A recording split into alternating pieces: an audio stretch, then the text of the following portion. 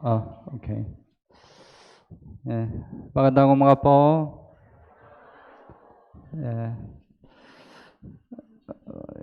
Why you like likod? Maraming Bakit gusto sa niyo po sa harap. likod? Meron po dito marami sa harapan. Okay, let's pray together. Tayong lahat po ay manalangin. Dear worship friend, gracious Father, Mahal naming Ama na mahabagin at mapagpala, thank you for saving us from sin and eternal destruction. salamat po sa pagliligtas sa amin mula sa kasalanan at wala hanggang pagkawasak. Thank you for guiding our Christian life until now. Salamat po sa pagpapatnubay sa aming Kristiyanong pamumuhay magpahanggang ngayon. Even though we have a lot of oppression in our Christian life, our Lord is always with us and guide us. Kahit na meron kaming maraming mga kahirapan sa aming pamumuhay Kristiyano, ang aming Panginoon ay palaging kasama namin at pumapatnubay sa amin. Especially by the grace of God, we can still abide in church. At higit sa lahat, dahil sa biyaya ng Diyos, ay nakakapanatili pa rin po kami sa church. Please hold us on until our Lord comes again. Pakiusap, hawakan niyo po kaming matatag hanggang sa muling pagdating ng Panginoon.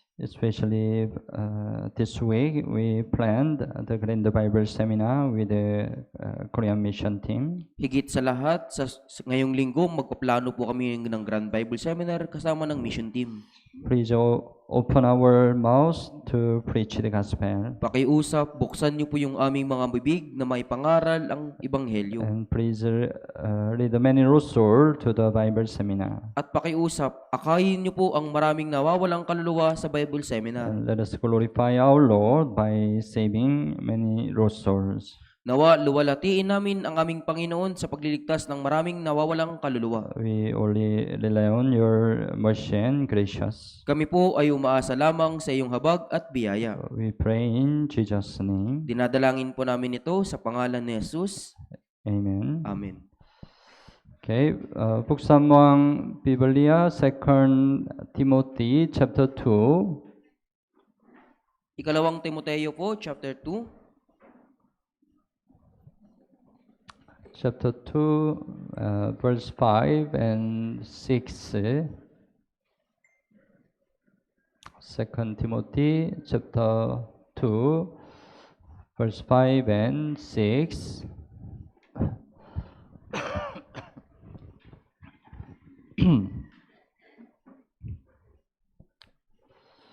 Okay. Basahin po natin ng sabay-sabay.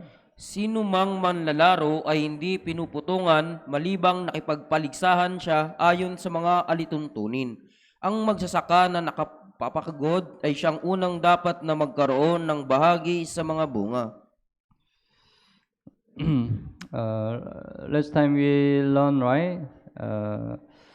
Christian, when we get the salvation, we are called as a good soldier of Jesus Christ. Di ba po, nung nakaraan natutunan po natin na pagkatapos nating maligtas, tayo po'y tinawag bilang mabuting kawal ni Kristo Jesus. So as a good soldier of Jesus Christ, we have to fight with our enemy, Satan. Kaya bilang mabuting kawal ni Kristo Jesus, kailangan nating labanan ng ating kaaway na si Satanas. To fight with Satan, right, we need to be more strong. Upang malabanan si Satanas, kailangan nating higit na maging matatag. But we can be strong in the grace. Ngunit tayo po'y maging matibay sa pamagitan ng biyaya. And today, the Bible describes Christian as a athlete and farmer and the farmer. At sa araw na ito, inilarawan po ng Biblia na ang isang Kristiyano ay tulad sa isang manlalaro at magsasaka. Verse 5, right? Sino mang mananalo ay hindi pinutungan malibang nakipagpaligsahan siya ayon sa mga tunin, right? Ang Kristiyano ay katulad ng mananalo. Kaya ini larawan ng Biblia ang ating pamumuhay Kristiyano na tulad sa isang takbuhan. Especially the Christian is like the learner in the race among many athletes. Higit sa lahat, ang mga Kristiyano po ay tulad ng isang mananakbo sa isang takbuhan doon po sa lahat ng mga tumatakbo. Ang ating Kristiyanong pamumuhay ay inihambing sa isang takbuhan. 2 Timothy chapter 4, 2 Timothy chapter 4, Ikalawang Timoteo chapter 4, verse 7. verse 7. 2 Timothy chapter 4, verse 7. Also, basahin po natin ng sabay-sabay. Nakipaglaban ako ng mabuting pakikipaglaban, natapos ko na ang aking takbuhin, iningatan ko ang pananampalataya. Sinabi ni Apostle Paul, natapos ko na ang aking takbuhin, right? He describes his life as a learner in the race. Nilarawan niya po yung kanyang buhay na tulad sa isang mananakbo sa isang takbuhin. By the grace of God, right? He could finish his whole race, right? At sa magitan ng biyaya ng Diyos, nagawa niyo pong matapos ang kanyang mabuting takbuhin. Especially our race is like the marathon. Higit sa lahat, yung ating takbuhin po ay tulad ng isang marathon. It's not short race. Hindi po yan maiksing takbuhin. It's a really long race. Yan po ay talagang napakahabang takbuhin. So, ano ang kailangan natin upang makatakbo sa takbuhin ito? Ano ang kailangan natin?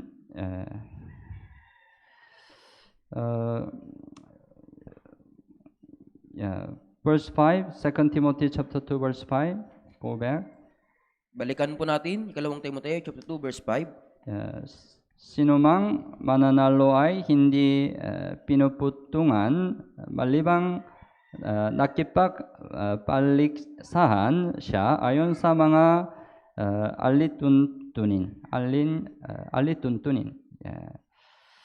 Ang mananalo ay dapat makipagkumpetensya ayon sa mga patakaran. Ano ang mangyayari sa isang mananalo kapag hindi niya pinansin ang mga patakaran? Hindi niya makukuha ang putong. Tama po ba? Ang putong ay walang hanggang gantimpala na ibibigay sa Kristiyano. 2 Timothy chapter 4, 2 Timothy chapter 4, verse 8.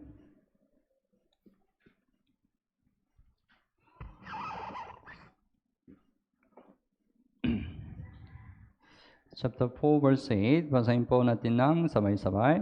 Kaya't mula ngayon ay nakalaan na sa akin ang putong ng katuwiran na ibibigay sa akin ng Panginoon na tapat na hukom sa araw na iyon, at hindi lamang sa akin, kundi sa lahat din naman ng mga naghahangad sa kanyang pagpapakita. May ang putong ng katuwiran, right? Ito ay walang hanggang gantimpala. When we finish this race, we will have this crown. Kapag natapos po natin ang takbuhing ito, tayo po'y magkakaroon ng putong. But the condition, right? We have to finish this race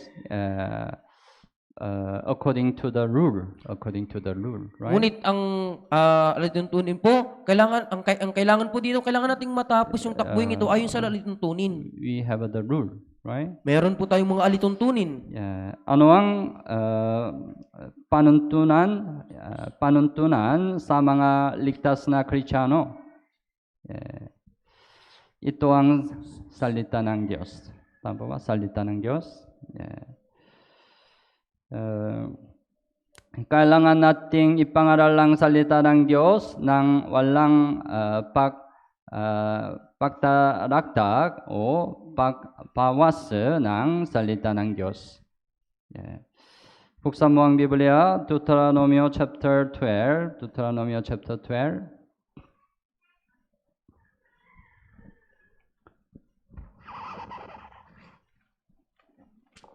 Deuteronomy chapter 12, verse 32.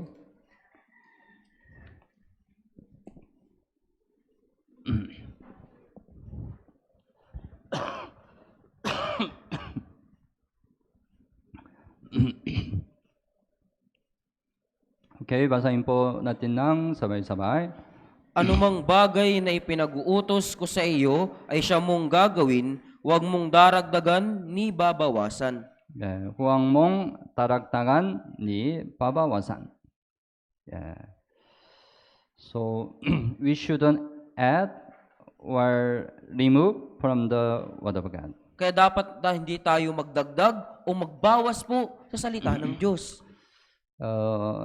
Every race has the rule. Ang bawat takbuhin po, meron silang mga alituntunin. Yeah. If the learner does not keep the rule, yeah, even though he reaches first the goal, it's meaningless, right? Kapag ang isang manakbo ay hindi sumunod sa alituntuning iyon, kahit siya po yung maunang doon sa finish line, wala po halaga iyon. There are the stadium, Meron po ditong big stadium. Yeah, learner stand here. Dito po nakatayo yung mga mananakbo. Yeah, they learn. Yes, this is stadium. Kailangan nilang takbuhin po yung buong stadium na ito. Yeah, they start all together, right? Sabay-sabay po silang magsisimulang tumakbo. Yeah, but they have their own line. Ngunit meron po silang sariling linya. They have to keep their line. Meron po silang, kailangan lang ingatan yung linyang iyon. Let's suppose, they arrived one person here, second person here, the last person here. Pagpalagay natin yung isang tao, dumating po dito, at sunod naman yung isang tao, at dito naman po yung isang tao. Yeah, maybe this person will arrive early, right? Marahil makakatakbo yung taong ito na mas mabilis po. This person will get the crown. Makakakuha ng putong yung taong ito. Yeah, but this person's thought, if I learn this way, maybe I will reach as the last person. Ngunit inisip ng taong ito, kapag tumakbo ako sa linyang ito, marahil I will arrive the most late. Ako yung darating na pinakahuli. That's why it's better. I the better learn. It's near. Kaya mas mabuting tumakbo ko dito, mas malapit ito. Right? Mas malapit. That's why he arrived first. Kaya siya po yung unang nakarating. Huh? Will he get the crown? Makukuha niya po kaya ang putong? No, because he didn't keep the rule, right? Dahil hindi niya po sinunod yung alituntunin. Our Christian life, pareho. Ang ating Kristiyanong pamumuhay ay pareho din po. You stand here, Nakatayo ka dito, but you don't want to learn this way. ngunit ayaw mong tumakbo sa linyang ito. It looks very far. At mukhang napakalayo. Yeah, mukhang mahirap. Sometimes there are many obstacles. Minsan, napakarami pong mga hadlang. But this way, walang obstacle. Pero sa daang ito, wala naman This hadlang. way looks near. At mukhang mas malapit yung daang ito. That's why you don't want to learn this way, right? Kaya ayaw mong tumakbo sa linyang ito. You want to learn this way. Gusto mong dumaan sa daang ito. Tama po ba? Yeah. But there is the way God already set. Ngunit meron na pong daang itinakda ng Diyos. Yeah, this is the word of God. You have to follow the word of God. Ito po yung salita ng Diyos. Kailangan mong sundan ang salita ng Diyos. Sometimes if you don't follow the word of God, your life can be easy, right? Minsan kapag hindi mo sinusunod ang salita ng Diyos, minsan madali yung buhay. But you have to keep the word of God, even though it's difficult. Ngunit kailangan mong sumunod sa salita ng Diyos kahit na mahirap. Right? Sunday morning you are here today Sa linggo ng umaga, nandito po kayo ngayon to listen to the word of God. upang makinig ng salita ng Diyos. But if you don't come today, your body is easy in your house, right? Ngunit kung hindi kayo nakarating ngayong araw, marahil paisi-isi lang yung inyong katawan sa inyong bahay. This week we have the Grand Bible Seminar. Sa linggong ito, meron po tayong Grand Bible Seminar. We have to save the lost soul Kailangan nating magligtas ng nawawalang kaluluwa to accomplish the will of God. upang may sakatuparan ng kalooban ng Diyos. But if we don't evangelize anybody, our body is easy, right? Ngunit kung hindi tayo mag-evangelist ng sinuman, magiging easy lang yung katawan natin. Yeah. But we cannot expect the crown. Pero hindi po natin maaasahan ang putong. Yeah. As the learner in the race, we have to follow the word of God. Tulad ng isang mananakbo sa isang takbuhin, kailangan nating sumunod sa salita ng Diyos. That is our rule. Our rule. Yan po yung ating alituntunin. Yeah. And the learner in the race, we have to know. At sa isang mananakbo po, sa isang takbuhin, ano yung kailangan nating malaman? Pag-isipan natin, Hebrew chapter 12.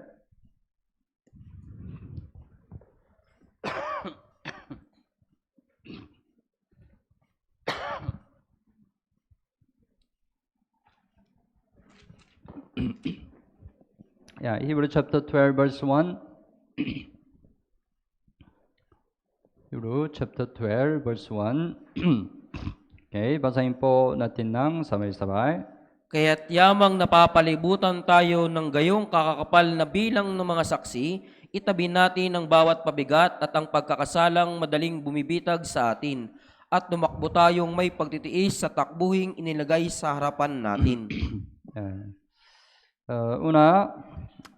Kailangan nating malaman na mayroon kayong kakapal na bilang ng mga saksi.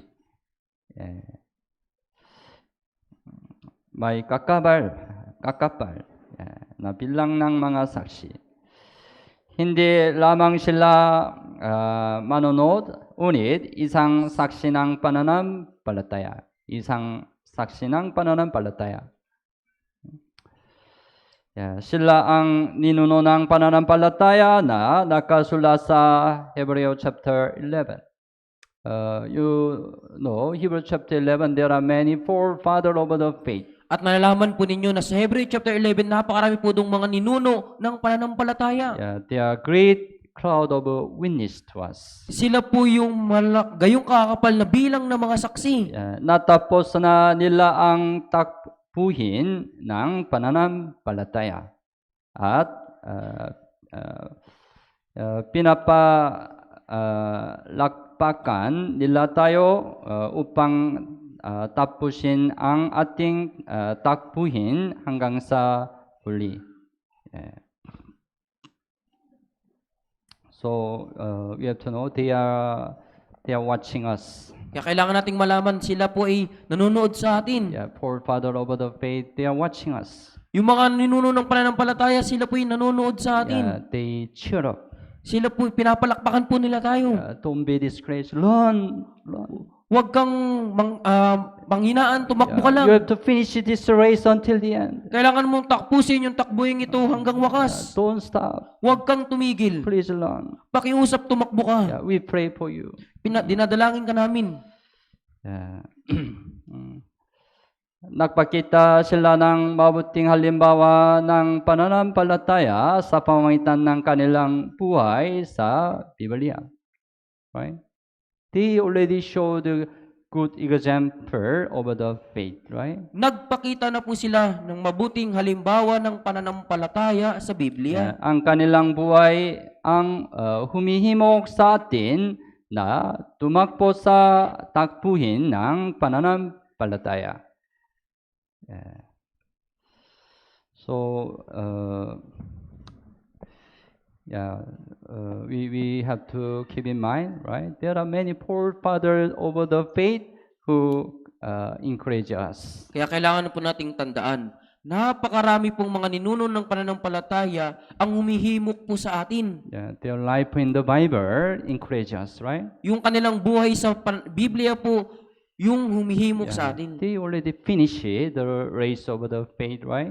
Natapos na po nila ang patakbuhin ng We pananampalataya. can just follow their example. Susundan na lamang po natin yung kanilang naging halimbawa. Don't be discouraged. Huwag po kayong panghinaan. Let's continue learn Patuloy tayong tumakbo until the end. hanggang sa wakas. That's the most important. Yan po yung pinakamahalaga. And Hebrew chapter 12 verse 1. Go back. Balikan po natin. Let us lay aside every weight. Itabi natin ang bawat pabigat. Kailangan nating itabi ang bawat pabigat. To run the race, kailangan nating itabi ang bawat pabigat. Ang mananakbo ay kailangan magkaroon ng magaan na timbang. Tama ba? If the runner is very heavy, very difficult to run, right? Kung ang isang mananakbo ay napakabigat, mahirap sa kanyang tumakbo.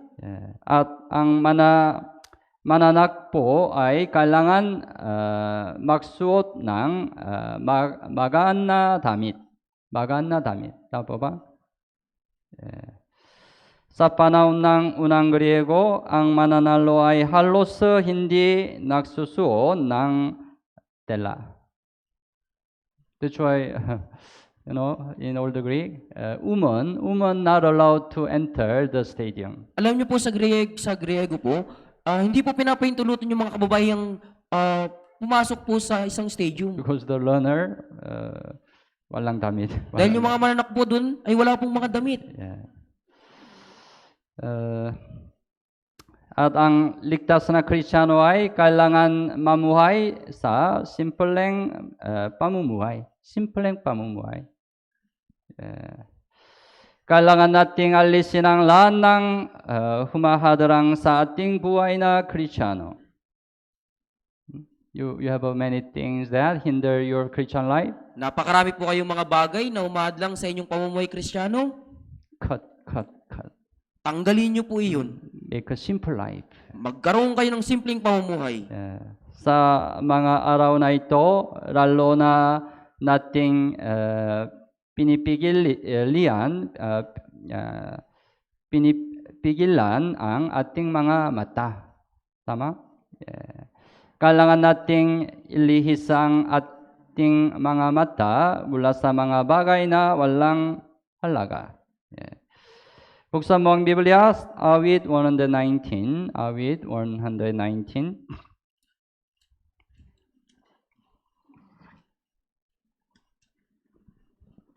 Awit 119, verse 37.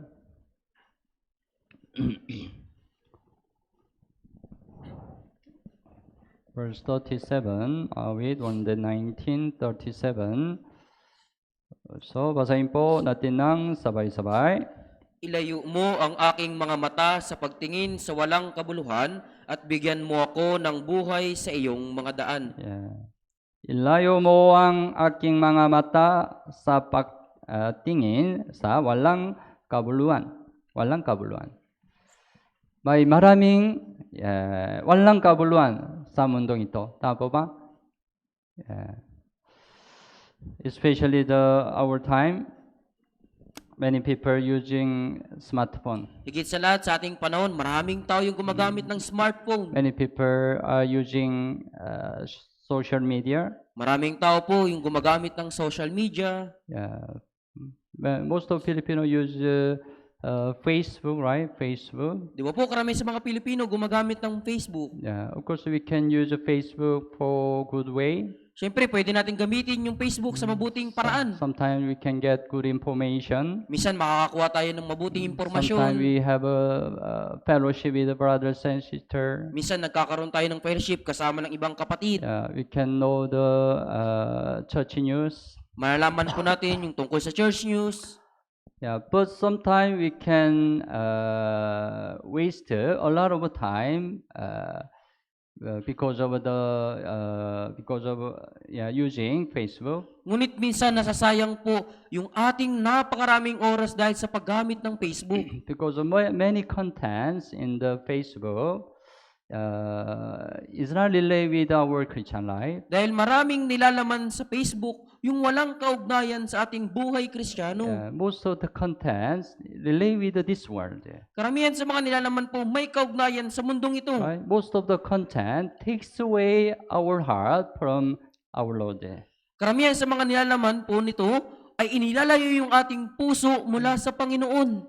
Let's suppose you saw Facebook for 1 hour. Ipagpalagay nating nakatingin ka sa Facebook sa loob ng isang araw. Then can you have a good fellowship with God? Kung ngayon magkakaroon ka ba ng mabuting fellowship sa Diyos? Can you focus on reading the Bible? Makapagtutuon ka po ba sa pagbabasa sa Biblia?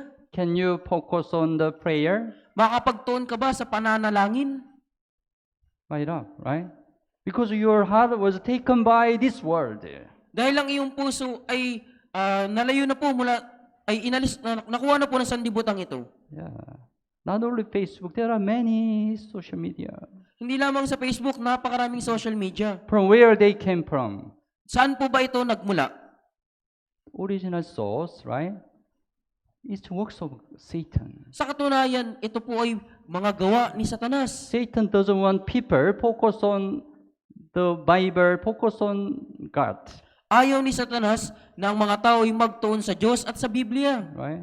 Even, it takes away the heart of the saved Christian. Means, maging yung puso ng mga ligtas na Kristiyano po ay nakukuha nito. Yeah, so we need to pray like this, right? Kaya kailangan po nating manalangin. 일라여 mo ang aking mga mata sa pagtingin sa walang kabuluhan. Make a simple life. At ang mga masasamang kaibigan ay maring hadulangan ng ating buhay na Kristiyano. Kailangan nating lumayo sa masasamang kasamahan. 1 Corinthians chapter 15.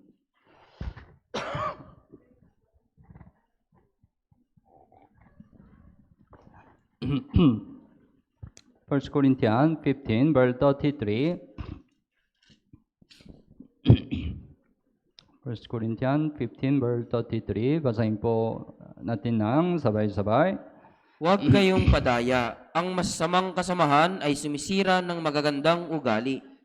Ang masasamang kasamahan ay sumisira ng magagandang ugali. We need to be careful with the friend after salvation. Kailangan nating maging maingat sa pakikipagkita sa mga kaibigan pagkatapos ng kaligtasan. Sometimes they will corrupt you. Dahil minsan ay sinisira nila kayo. Because sometimes they can hinder your Christian life. Dahil minsan maring hadlangan nila ang iyong Kristiyanong pamumuhay. Of course, we need to meet the people in this world to evangelize them, right? Siyempre, kailangan nating tagpuin yung mga tao ng sanlibutan ito upang i-evangelize sila. But we need to be careful, not to be hindered our Christian life. Ngunit kailangan nating maging maingat na hindi mahadlangan yung ating buhay Kristiyano. At maring hadarang ng makamundong alalahanin ang ating buhay Kristiyano. If we focus on the worldly concern, it hinder our Christian life. Kung nakatuon tayo sa ating makamundong alalahanin, ito'y magiging hadlang sa ating pamumuhay Kristiyano. Kaya kailangan nating ilagak ang ating alalahanin sa Panginoon.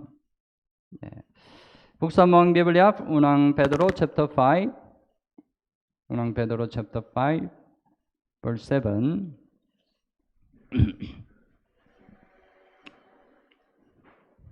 Unang Pedro chapter 5, verse 7. So, basahin po natin ng sabay-sabay.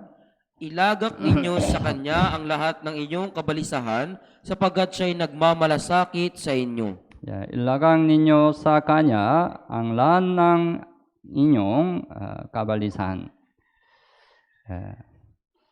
Then you can avoid from the worldly concern. Kung gayon, maiiwasan po ninyo ang mga makamundong alalahanin. You can more focus on your Christian life. At higit kayong makapagtutuon sa inyong pamumuhay Kristiyano. At kailangan nating talikuran ang ating nagawa bago ang kaligtasan kung ito ang humahadarang sa ating buhay Kristiyano. Opus 4, he had a lot of things before he got the salvation. Si Apostol Pablo po, marami siyang mga bagay na ginawa po bago siya nagkaroon ng kaligtasan. He learned a lot. Siya po ay natutong maigi. And he was in high position. At siya ay nasa mataas na posisyon. But he gave up everything after salvation. Pero isinuko niya po ang lahat ng bagay pagkatapos ng Because kaligtasan. it hinder his Christian life. Dahil ito ang makakahadlang sa kanyang buhay Kristiyano. Buksan mo ang Biblia, Philippians chapter 3. Philippians chapter 3, verse 7 and 8. 7 and 8.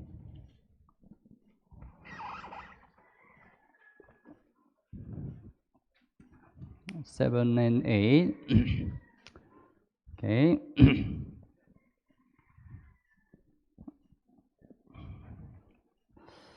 Okay, basahin po natin ng sabay-sabay.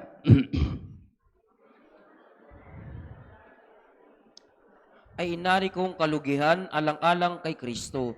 Higit paraon, ang lahat ng mga bagay ay inaari kong kalugihan dahil sa higit na kahalagahan na makilala si Kristo Jesus na Panginoon ko. Alang-alang sa Kanya'y tiniis ko ang kalugihan ng lahat ng mga bagay at inari kong basura lamang upang makamit ko si Kristo.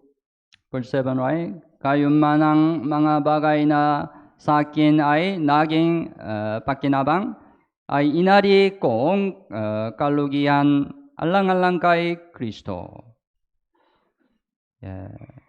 Before he got saved, he had many things. It was a benefit to him. Bago siya naligtas, meron siyang maraming mga bagay na kapakipakinabang para sa kanya. But after salvation, it was not more benefit in knowing Jesus Christ. Ngunit pagkatapos ng kaligtasan po, hindi na po ito higit na mahalaga na mas makilala si Kristo Jesus. That's why he considered all what he had before, kagaya ng basura Kaya lamang. itinuring niya po ng lahat ng mga bagay na meron siya noon ay basura lamang. Verse 8, right? Inari kong basura lamang. basura lamang. Do you know what's the translate in Korea? Alam niyo po ba kung ano po yung pagyasalin sa Korea? He considered like a tae. Itinuring niya po itong tulad ng tae. Tae, you know tae, right? Yeah, it means he doesn't like anymore. Ibig sabihin, hindi niya na po ito gusto pa. Because it hindered knowing Jesus. Dahil ito yung makakahadlang sa pagkilala kay Kristo. If you have something, it's like a tae, will you get again? Kung meron kayong mga bagay na parang tayo po, kukunin niyo pa ba ito? Will you like it again? Gugustuhin niyo po ba ulit ito? You want to forsake, right? Tatalikuran niyo po ito, di ba? Before you got saved, you can have many good things. Bago kayo nagkaroon ng kaligtasan, marami kayong mga buting bagay. Your position. Posisyon ninyo.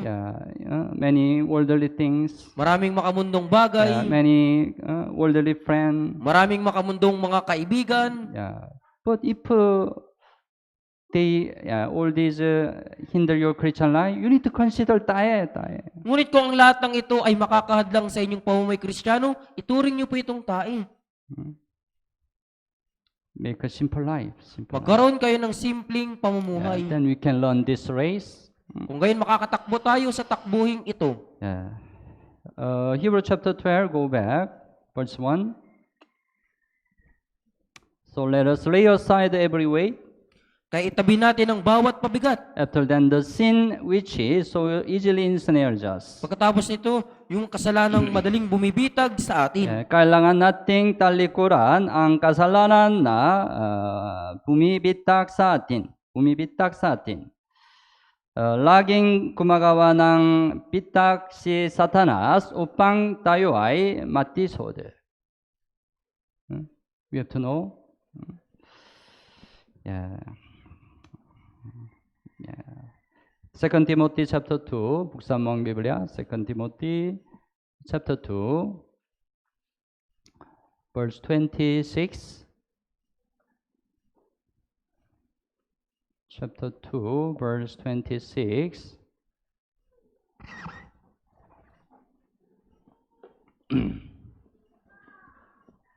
Okay, basahin po natin ng sabay-sabay.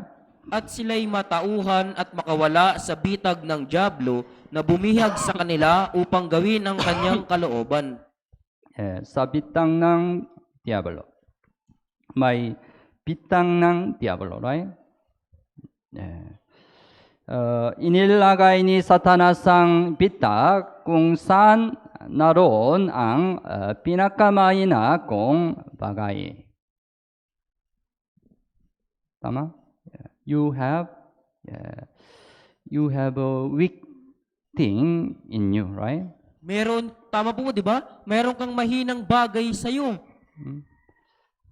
You know, Satan is really diligent. Alam niyo po, si Satanas ay talagang napakasigasig. That's why Satan always look around. Kaya si Satanas po, palagi siyang naglilibot, umiikot. Check every people. Sinisiyasat niya po, chinecheck niya po yung bawat tao. He check what's the weak thing to the people. Chinecheck niya kung ano ba yung kahinaan ng taong ito. You have a weak thing, right? Meron kayong mahinang bagay, di ba po? Some people are weak in money. May mga tao, mahina sila sa pera. Some people are weak in woman or men. May mga tao, ang kahinaan nila yung babae o lalaki. Some people are weak in reputation. May mga tao, ang kahinaan nila yung reputasyon. You know what's your weak thing, right? At alam mo kung ano yung kahinaan mo. Tama po ba? You have to know also. Satan also know. Kailangan nating malaman na alam din ito ni Satanas. That's why Satan always put his snare in your weak thing. Kaya si Satanas, palagi siyang naglalagay ng bitag sa mahina mong bagay. If you are weak in woman, Satan will use a woman to tempt you. Kung ikaw ay mahina sa babae, gagamitin ni Satanas yung babae upang ikaw ay bitagi. That's why we have to be very careful in snare of Satan. Kaya kailangan nating maging maingat sa mga bitag ni Satanas. Kaya kailangan nating iwasan ang situation na madali tayong matutukso. Proverbs chapter 6, 북삼왕 비블리아. Kawikaan, chapter 6. Chapter 6, 27 and 28.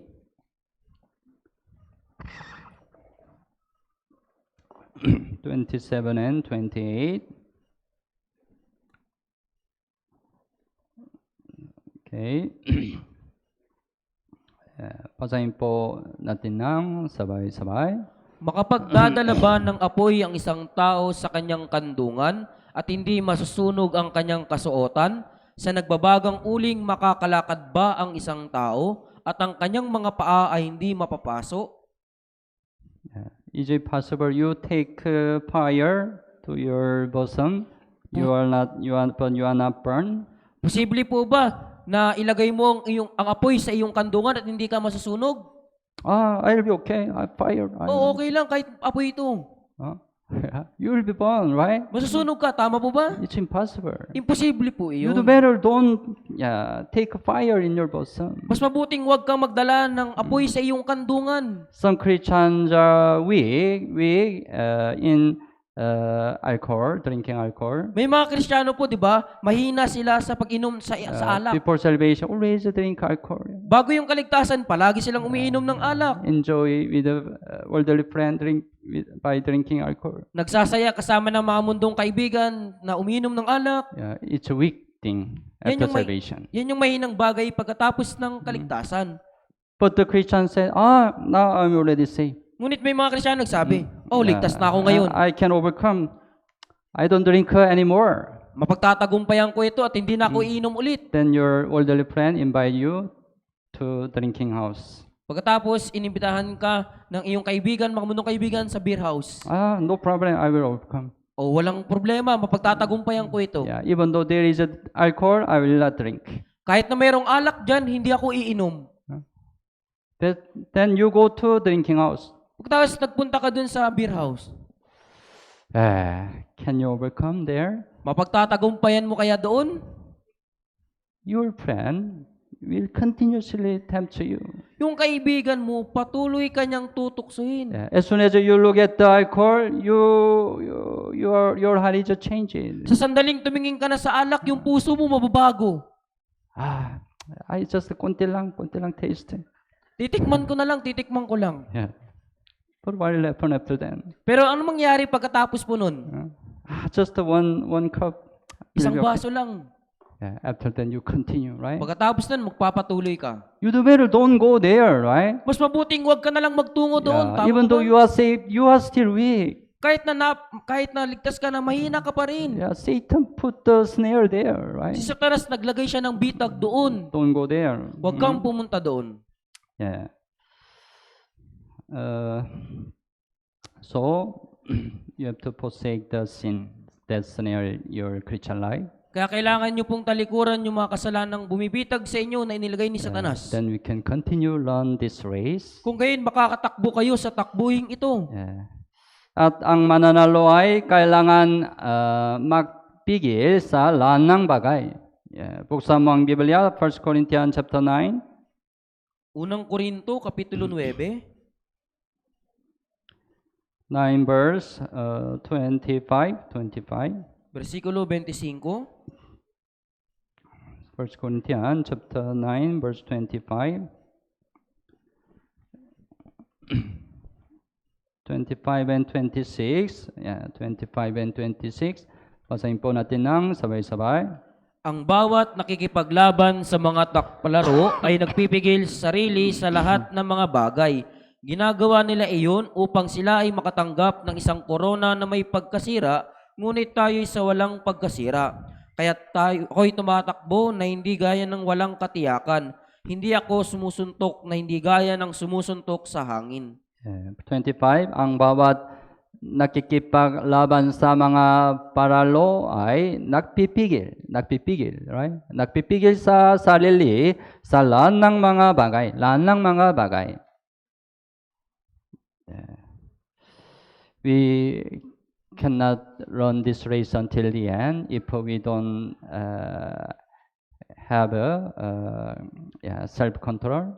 Hindi po tayo makakatakbo sa takbuhing ito hanggang wakas kung wala tayong pagpipigil sa sarili. All the athletes who succeed in some sports, they really did self-control. Lahat ng mga manlalarong nagtagumpay sa isang sports, silang lahat po ay talagang nagpigil sa sarili.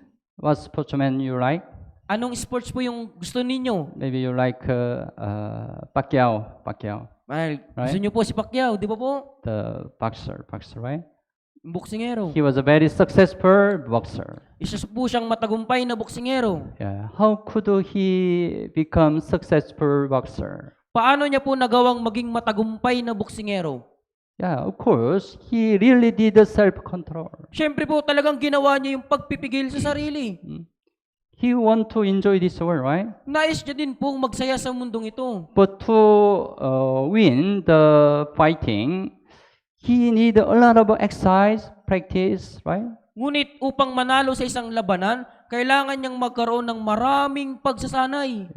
How many times he punch to practice? Ilang beses po siyang sumusuntok kapag nagsasanay? We don't know, right? Hindi natin alam. But maybe he did a lot of exercise. Pero marahil gumawa siya ng napakaraming pagsasanay. He did a self-control, right? Ginawa niya po yung pagpipigil sa sarili.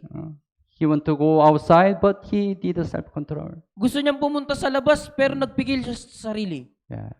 And also, he have to keep his weight, right? Kailangan niya din pong ingatan yung kanyang timbang. Maybe he want to eat a lot of masarap pagkain, right? Marahil gusto niya din pong kainin yung maraming masarap na But pagkain. to keep his weight, he did a self-control. Pero para mapanatili ang kanyang timbang, nagpigil siya sa sarili. That's why he could become successful boxer. Kaya siya po ay naging isang matagumpay na boksingero. But his crown is a perishable crown. Ngunit yung kanyang putong po ay isang korona na may pagkasira. He did his best to get the perishable crown. Ginawa niyo yung kanyang makakaya Right. para magkaroon po ng korona na may pagkasira. He get the big crown, right? Nakakuha po siya ng napakalaking korona. Trophy after win the fighting, right? Pagkatapos ng labanan po, nakakuha siya ng tropeyo. But it's a temporary glory, right? Pero yan po ay panandalian lamang. But we needed to do self-control to get the imperishable crown. Ngunit kailangan natin magpigil sa sarili upang magkaroon ng korona na walang pagkasira. Kailangan natin tandaan na tayo ay tumatakbo sa takbuhan ito upang makakuha ng hindi nasisirang putong. Tama? Hindi nasisirang putong. It's much more glorious than the glory in this world. Ito po ay higit na mas maluwalhati kaysa sa kaluwalhatian po ng mundong ito. Kung makakayon ay maaari tayong maging mapagpigil sa lahat ng bagay at magtiis ng kahirapan. Tama? Magtiis ng kahirapan. At ang mananalo sa isang takbuhin ay dapat tumuon sa panghuling bitin o finish line. Right? Dapat tumuon sa panghuling bitin. Panghuling bitin. Buksan mo ang Biblia, Philippians chapter 3. Pilipos chapter 3. Philippians chapter 3, verse 14. Sa verse 14.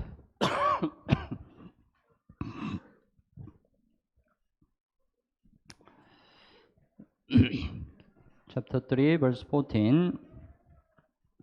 Okay, basahin po natin ng sabay-sabay. Nagpapatuloy ako tungo sa mitiin para sa gantimpala ng dakilang pagtawag ng Diyos kay Kristo Jesus. Nagpapatuloy ako tungo sa mitin para sa gantimpala. We have the goal. We have the goal. Meron po tayong mithiin. We have to look at the goal. Kailangan po nating tingnan ang mithiin. Kapag ang isang mananalo ay nakatingin sa finish line, maaari siyang magkaroon ng higit na lakas. The marathon race start together, right? Sa isang takbuhan po, takbuhin, sabay-sabay sila. Then they go outside. At yan, sila po ay lalabas. They run usually outside the road, right? Kadalasan lumalabas po sila doon sa daan. They run almost 42 kilometers. Tumatakbo sila ng halos 42 It's a kilometro. long distance, right? Yan po ay napakalayong They run distansya. without stop. Tumatakbo sila ng walang tigil. After they reach half line, they return, right? Pagkatapos nila makarating sa kalahati, babalik po sila. They enter. At papasok silang muli. Then here, there is a finish line. At dito meron pong finish line. When they arrive here, Kapag nakarating sila dito, they already spend all the energy, right? naubos na po nila ang lahat ng kanilang lakas. They are very exhausted. Sila ay pagod na pagod. they want to lay down, Nais na po nilang humiga. right? But when they arrive here, they have a new strength. Ngunit kapag dumating na sila dito, magkakaroon sila ng panibagong lakas. How can they get the new strength? Paano nila makukuha yung panibagong Because they lakas? see the finish line. Dahil nakikita po nila yung finish line. As soon as they see the finish line, they have a new strength. Sa sandaling makita po nila yung finish line, magkakaroon sila ng You panibagong know, lakas. when they arrive here, they learn the fastest speed. Alam niyo po, kapag tumakbo na sila, nakarating sila dito, tumatakbo sila ng napakabilis na takbo. Because finish line is near, Dahil napakalapit na po ng finish line. right? Yeah. They do their best here. Ginagawa nila yung abot ng kanilang makakaya dito. Because after then, nothing, no more, right? Dahil pagkatapos nun, wala na po. They pour out their all energy here. Kaya inuubos nila ang lahat ng kanilang buong lakas dito. We are in the race, Tayo po ay nasa isang takbuhin, like a marathon. tulad ng marathon. Our finish line very near. Ang ating finish line po, napakalapit na. Maybe, yeah. We stand here, Dahil dito na po tayo nakatayo. right? Tama po ba? We have to spend all our energy. Kailangan na po natin gugulin yung lahat nating lakas. We can see the finish line, right? Nakikita na po natin yung ating finish line. Yeah. Ang ating finish line ay talagang malapit na. Yeah. Sapagkat ang ikalawang pagdating ni Jesus ay napakalapit na. Tama po ba? Yeah, tama. Kailangan nating ipagpatuloy ang takbuhin na ito hanggang sa muling pagdating ng Panginoon. This is the really important. Ito po yung talagang napakahalaga. Nobody shouldn't stumble. Na walang sino man ang dapat na matisod. Stumble. We have to finish this race until our Lord comes again. Kailangan nating tapusin ang takbuhin ito hanggang sa muling pagdating ng ating Panginoon. Yeah. Okay, let's go back. We think about one more thing. Let's go back. 2 Timothy chapter 2. Balikan po natin yung 2 Timoteo chapter 2, Verse 6. sa verse 6. Ang magsasaka na nagpapakapagod ay siyang unang dapat na magkaroon ng bahagi sa mga bunga. So, ang Kristiyano ay katulad ng magsasaka. Pag-isipan natin. Tayo ang mga magsasaka na nag-ani ng mga nawawalang kaluluwa. Kapag nag-evangelize tayo sa mga nawawalang kaluluwa, saka nila makukuha ang kaligtasan. Ito ay pag-ani para sa buhay na walang hanggang. Buksan mo ang Biblia, Juan chapter 4, Juan chapter 4, verse 35 and 36.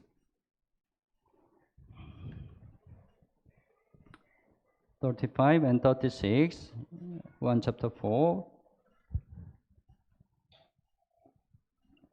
Okay, basahin po natin ng sabay-sabay. Hindi ba sinasabi ninyo, may 4 na buwan pa at darating na ang pag-aani? Ngunit sinasabi ko sa inyo, masdan ninyo ang inyong paligid at inyong tingnan ang mga bukid na mapuputi na upang anihin. Ang umaani ay tumatanggap ng upa at nagtitipon ng bunga para sa buhay na walang hanggan, upang ang nagasik at ang umaani ay magkasamang magalak. Sinabi ni Jesus, masdan ninyo ang inyong paligid at inyong tingnan ang mga bukid na mapupuri na upang anihin. Sinabi ni Jesus. Anong ibig sabihin? 36,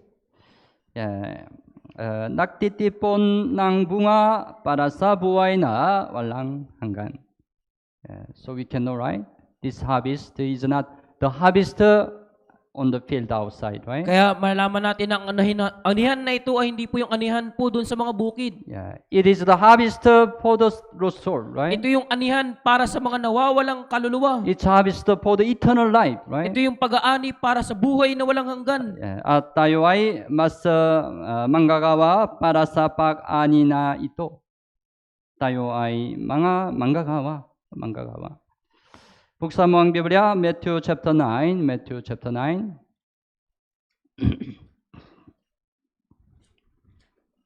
Matthew chapter 9, 37 and 38.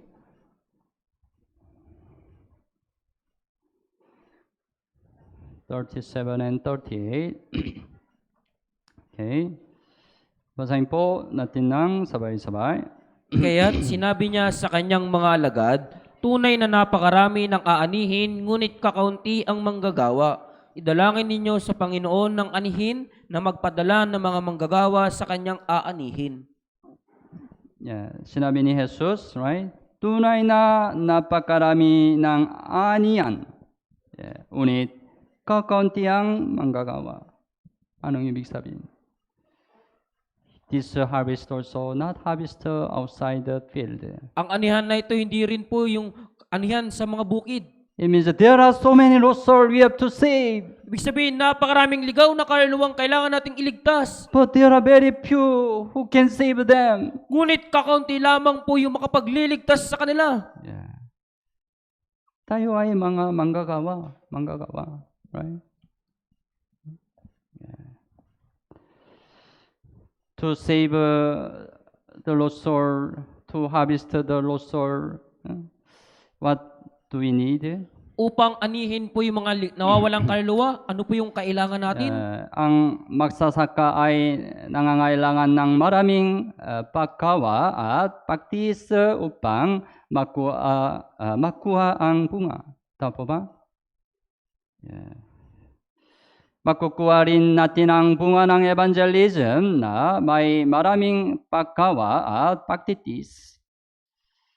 Yeah, it's not easy saving the lost soul, right? Hindi po madaling magligtas ng nawawalang kaluluwa. Tama po ba? We need a lot of labor and sacrifice. Kailangan natin ng maraming pagkapagal at sakripisyo. We need also endurance. Kailangan din natin ng pagtitiis. Yeah, James chapter 5, buksan mo ang Biblia, James chapter 5. Santiago chapter 5. Yeah, verse 7 and 8, verse 7 and 8. Verse 7 hanggang 8. 7 and 8. James chapter 5, 7 and 8. Yeah, also, basahin po natin ng sabay-sabay. Kaya maging matyaga kayo, mga kapatid, hanggang sa pagdating ng Panginoon, hinihintay ng magsasaka ang mahalagang bunga ng lupa na siya'y nagtitiis para dito hanggang sa ito ay tumanggap ng una at huling ulan. Maging matyaga rin kayo, patatagin ninyo ang inyong mga puso, sapagkat ang pagdating ng Panginoon ay malapit na. Hinihintay ng magsasaka ang mahalagang bunga ng lupa na siya'y nagtitiis. Right?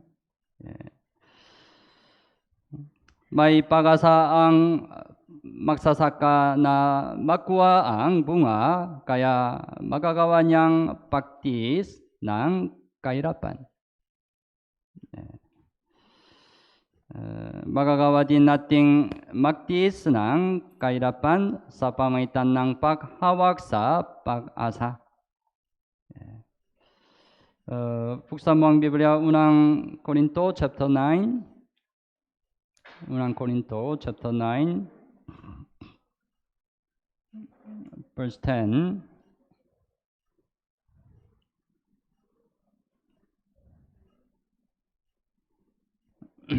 Chapter 9, verse 10. Basahin po natin ng sabay-sabay. Hindi ba't siya ay nagsasalita para sa ating kapakanan? Ito ay nasulat para sa atin sapagkat ang nag-aararo ay dapat mag-araro na may pag-asa. At ang gumigiik ay gumiik na may pag-asa na magkakaroon ng bahagi. Ang naalalo ay dapat mag-alalo na may pag-asa. ang kumikiik ay kumiik na may pag-asa na makakaroon ng bahagi. Yeah. We also have the hope, right? We also have the hope saving the lost soul. Meron din po tayong pag-asa, di ba po, na magligtas ng mga nawawalang kaluluwa. Yeah, that's why even though it's not easy, difficult, we continue. Kaya kahit na hindi madali at napakahirap, tayo'y nagpapatuloy. Yeah. Kung magtitiis tayo sa kahirapan at ipagpatuloy ang gawain ng spiritual pagsasaka, balang araw ay gagantihan ng Diyos ang ating pagpapagal. Yeah. Awi 126, buksan mo ang Biblia, Awi 126, verse 5 and 6, 126, with 126, 5, verse 5 and verse 6. Basahin po natin ng sabay-sabay. Yaon nawang nagsisipagasik na luwaan ay mag-ani na may sigaw ng kagalakan. Siyang lumalabas na umiiyak na may dalang itatanim na mga binhi ay uuwi na may sigaw ng kagalakan na dala ang kanyang mabigkis ng inani. Preaching the gospel is like a sowing. Yung pagliligtas ng mga pangangaral ng ebanghelyo ay katulad po ng while we preach the gospel, right? There are many time we cry.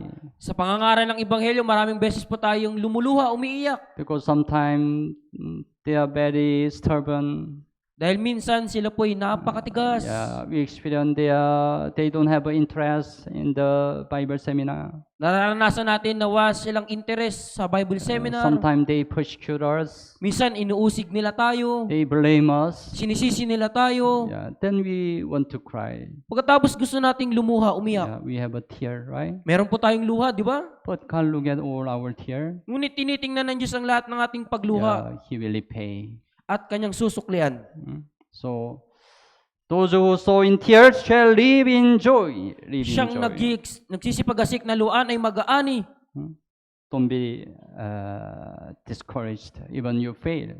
Huwag kang panghinaan kahit na ikaw ay mabigo. Yeah, Galatians chapter 6. Galatians chapter 6 verse 9.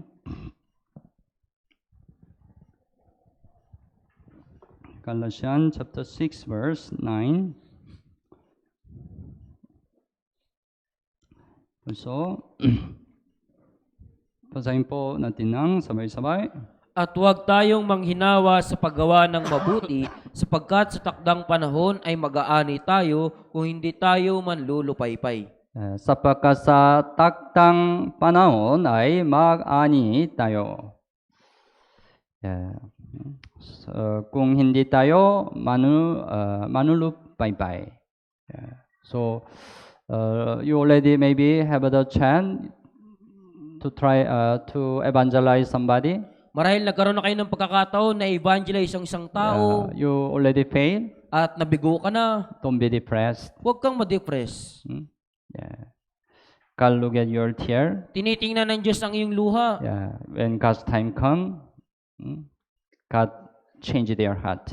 Kapag dumating yung kapanahunan ng Diyos, babaguhin ng Diyos ang kanilang So this puso. Bible seminar, you try again. Try to evangelize again. Kaya sa Bible seminar na ito, subukan mong muli. Don't give up. Huwag kang sumuko. We are harvester labor. Tayo po yung mga manggagawa sa anihan. Dapat malaman ng manggagawa sa pag-ani na ang oras ng pag-ani ay pinaghihipitan. Pinaghihipitan. Buksan mo ang Biblia, Jeremiah chapter 8. Jeremiah chapter 8, verse 20. Jeremiah chapter 8, verse 20.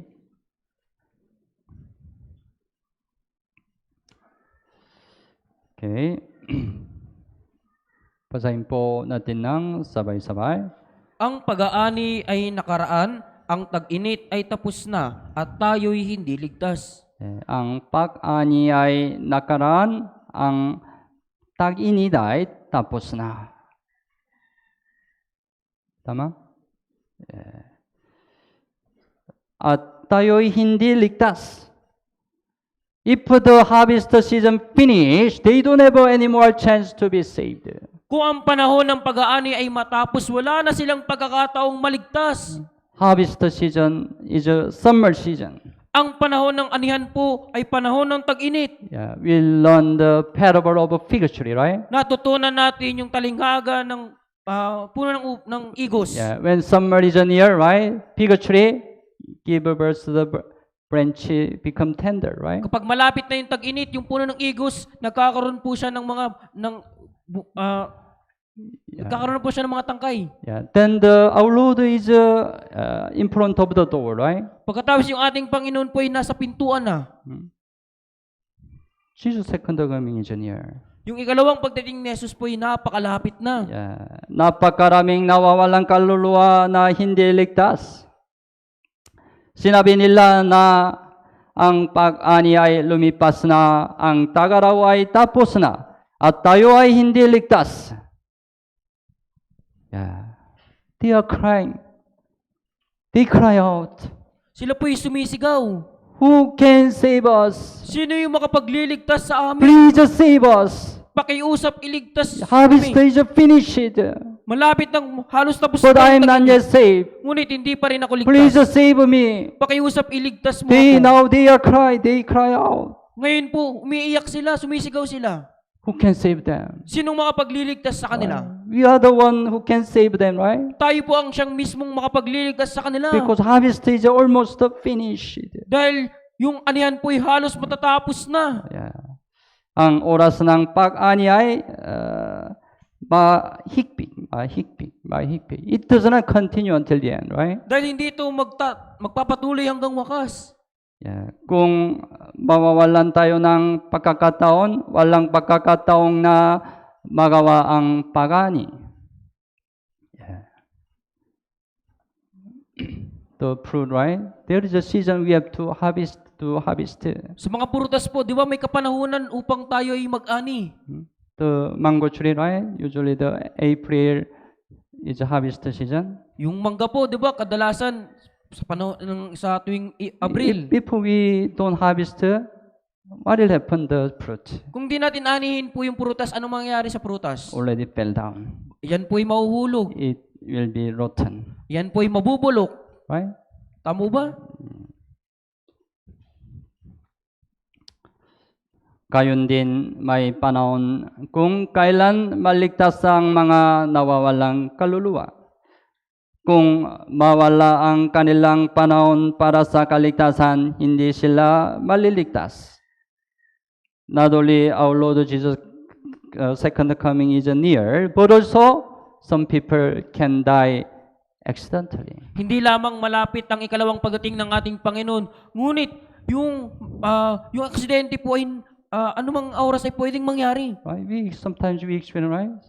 Some people die by accident. Minsan naranasan natin yung may mga taong namamatay ng Some people biglaan. die by some disease. May mga taong namamatay dahil sa mga sakit. Ang Bible seminar na ito ay maging huling pagkakataon sa isang tao. You have to know it. Kailangan po nating malaman ito. Tayo ay nabubuhay sa katapusan ng panahon, kaya wala na tayong maraming oras upang iligtas ang nawawalang kaluluwa. Juan chapter 9 verse 4. Juan chapter 9 verse 4.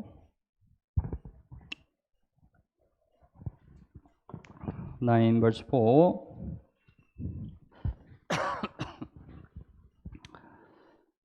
verse 4, basahin po natin ng sabay-sabay.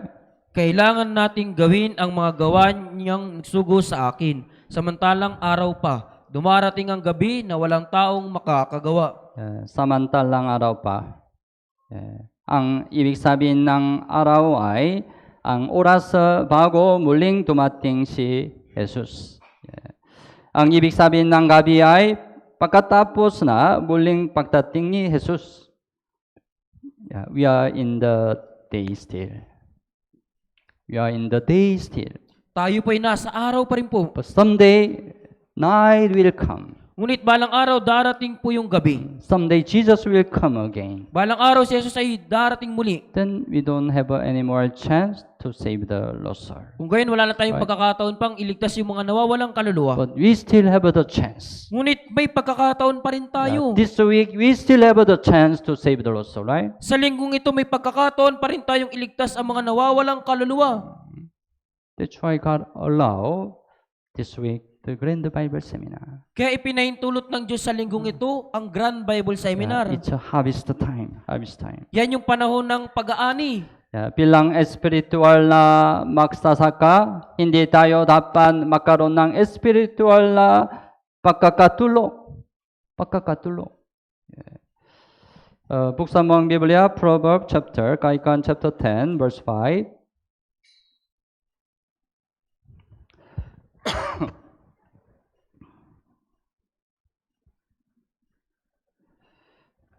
Chapter 10, verse 5. Basahin po natin ng sabay-sabay. Isang pantas na anak siyang nagtitipon sa tag-araw, ngunit siyang natutulog sa tag-ani ay nagdadala ng kahihiyan. Isang pantas na anak siyang nagtitipon sa tag-araw. Ngunit siyang natutulog sa tag-ani ay nagdadala ng kahihiyan. Which one do you want to be? Alin po dito ang nais niyong maging? We are in harvest season. Tayo po'y nasa panahon ng pag-aani. Will you diligently do harvest? Magiging masigasig ba kayo sa pag-aani? Or this time, you have a sleep? O sa pagkakataong ito, kayo po'y natutulog? What do you want? Ano po yung gusto ninyo? Of course, we have to diligently do the harvest. Siyempre, kailangan po nating masigasig na magtipon. Ang magsasaka ay laging gumigising ng maaga sa umaga at pumupunta sa bukid upang mag-alaga ng halaman o prutas. Tama ba? Farmer? Maraming nawawalang kaluluwa ang maaaring mawala kung mayroon tayong espiritual na pagkakatulog. Kaya kailangan nating magising mula sa espiritual na pagtulog. If you fall into the spiritual sleep, it's the time you need to awake. Kung kayo ay nahulog sa espiritual na pagkakatulog, ito yung oras para magising ka na. Until when will you have a spiritual sleep? Hanggang kailan ka magkakaroon ng spiritual na pagkakatulog? Until our Lord comes again, will you have a spiritual sleep? Hanggang sa muling pagdating ng ating Panginoon, magkakaroon ka ng spiritual na pagkakatulog? It's the time. You need to get up. Get up. Ito yung oras upang gumising.